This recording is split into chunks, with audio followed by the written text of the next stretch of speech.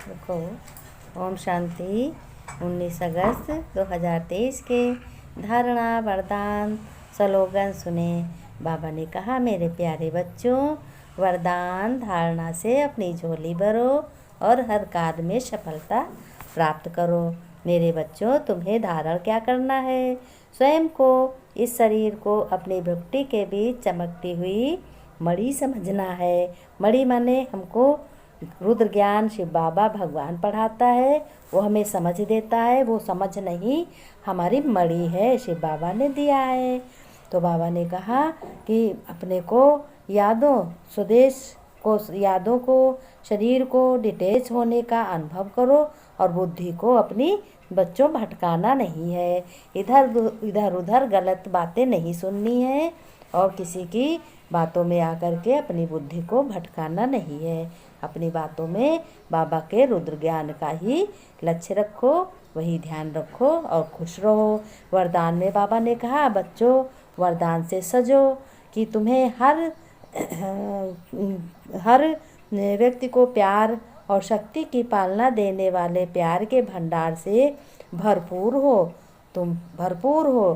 तुम्हें प्यार का सागर शिव परमपिता परमात्मा भगवान मिला है। जो बच्चे जितना सभी को बाप का प्यार बांटते हैं और उतना ही प्यार का भंडार भरपूर होता जाता है। जितना बच्चे अपने बाबा की यादें, बातें और क्या क्या मिला, सुख शांति पवित्रता मिली है, ये सभी को बताओगे, प्यार से बताओगे, वही तो बाबा का प्यार है। तो वो सुख भंडार भरे होते हैं। जैसे हर समय प्यार की बरसात हो रही है, ऐसे अपने को अनुभव करो। एक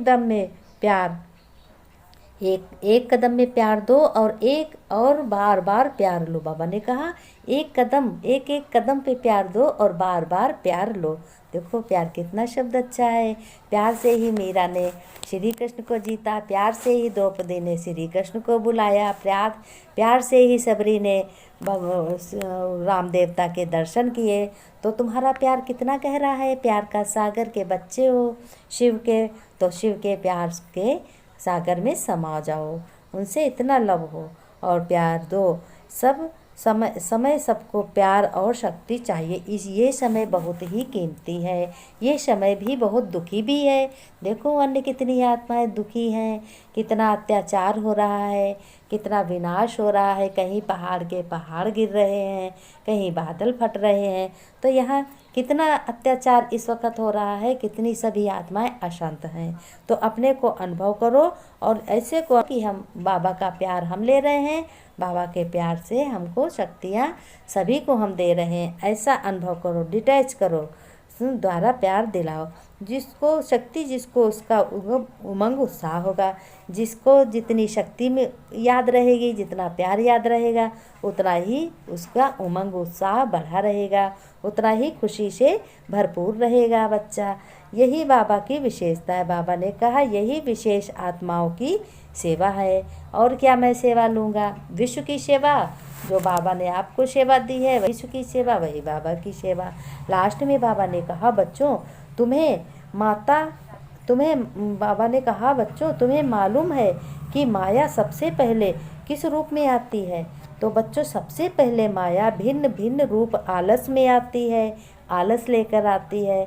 भले अपना शरीर भारी लगता है, जब अपना शरीर भारी लगता है तो पहला रूप है आलस धारण करती है। फिर श्रीमत लेकर बच्चों को आलस करने के लिए इसे भी शरीर भारी हो जाता है। फिर बाबा ने कहा, फिर वो तुमसे श्रीमत लेती है शरीर से कि सबको फिर आलस के ऊपर आता जाता है, तो सभी काम बिगड़ने लगते हैं, समय से नहीं होते हैं तो बिगड़ जाते हैं। तो बाबा ने कहा, ऐसे आलस आ जाता है तो शरीर भारी होता जाता है, फिर सुस्ती भी आ जाती है। फिर क्या है, माया रावण विकराल रूप ले लेती है। फिर लेट जाते हो सब लोग, फिर सोचने लगते हो, फिर इधर उधर बैठते हो आलस्य से, फिर तुम्हारा काम पड़ा रह जाता है। इसलिए सबसे पहले माया आलस के रूप लेती है। ऐसे ही कारोबार में आलस आ जाता है तो आलस में घाटा आ जाता है। तो यह आलस और सुस्ती और उदासी ईश्वर या संबंध में दूर करती है। ये जो आलस होता है, सुस्ती, ये अच्छे काम करने नहीं देती। काम बेकार हो जाते हैं, तो भगवान से भी जुड़ने नहीं देती, भगवान से भी दूर करती है। तो बाबा ने कहा बच्चों, भर छठे नंबर के विकार हैं। बाबा ने कहा छठे नंबर के विकार हैं सुस्ती के रूप है, इसीलिए माया प्रवेश होती है। बाबा ने कहा ये बच्चों, माया छठा विकार रूप है, इसीलिए उदासी और आलस से सुस्ती सारे संबंध को दूर कर देती है। बाबा ने कहा मेरे बच्चों, ये भल छठे नंबर के लिए ये माया है, सुस्ती के रूप है, इसी से माया प्रवेश होती है और सारे काम बिगाड़ देती है। बाबा ने कहा वर्तमान समय में बच्चों, इसी रूप से तुम्हें सावधान रहना है, इस वक्त इसी रूप से तुम्हें सावधान रहना है। चाहे पुरुषार्थ की बात हो, चाहे सेवा की बात हो। बाबा ने कहा चाहे पुरुषार्थ की बात हो, चाहे सेवा की बात हो, लेकिन जब आलस्य का स्वरूप हो जाता है, जब आलस्य पेवर आ जाता है, तो पता क्या कहते हो, सोचेंगे, देखेंगे, फिर कर लेंगे। अगर उसी समय माया को तुमने निकाल दिया तो तुम्हारे सारे काम बन जाते हैं। कहते नहीं, आज करे सो अब करे, कल करे सो आज, आज करे सो अब करे, कहते नहीं। तो इसमें माया ही आ जाती है। जो आज करना है वो अभी करने लगते हो, कल करना है वो आज करने लगते हो। अच्छे कामों की देरी नहीं करनी चाहिए। जब अच्छे कामों की देरी करने जाते हो तो आलस से माया तुम्हारे में प्रवेश हो जाती है, आलस के कारण सारे काम बिगड़ने लगते हैं। तो बाबा ने कहा बच्चों, माया की पहचान है, ये छठा नंबर विकार है। तो तुम्हें शांति देना है, शांति लेना है और शांत पूर्वक रहना है। शांति की शक्ति अपने आप को अनुभव करनी है और माया की पहचान लेनी है कि माया किस रूप से आएगी, उसी रूप से सावधान रह जाओ। जब इस समय सावधान होने का है बच्चों, गफलत का नहीं है। बाबा ने कहा बच्चों, ये समय गफलत का बिल्कुल नहीं है।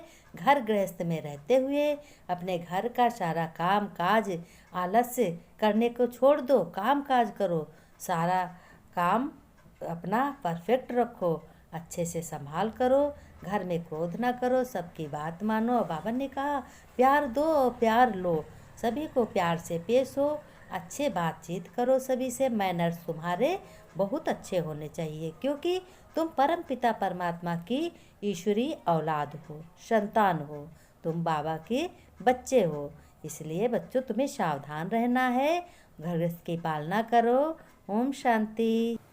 अपने को समझो, मैं वरदानी महादानी आत्मा हूँ, मैं मस्तक मणि हूँ, मैं विशेष आत्मा हूँ, मैं हर कर्म में सफल होने वाली आत्मा हूँ। प्यारे बच्चों, वरदान से झोली भरो। नमस्ते।